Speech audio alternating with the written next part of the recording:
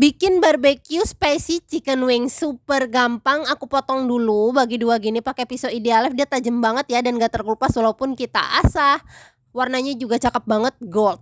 Terus aku siapin bumbu-bumbu marinasi, kita aduk yang rata, lalu diamkan selama 30 menit atau 1 jam, taruh di dalam kulkas. Next, aku siapkan bahan pelapisnya, masukin semua bahannya, aduk yang rata. Ini kalau nggak ada oreganonya kita skip nggak apa-apa ya. Terus balurin ke ayam yang udah dimarinasi, kita goreng dengan minyak panas, pakai api sedang aja sampai dia matang. Aku pakai deep fry pan dari Idealef dan ini ada penirisnya ya bun, gampang banget dan anti lengket. Nah ini aku masukin bahan sausnya, aduk yang rata. Jangan lupa dikoreksi rasanya. Kalau udah pas kecilin apinya, kita masukin ayamnya, aduk yang rata.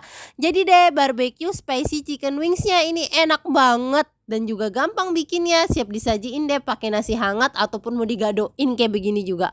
All cookware by Idealef.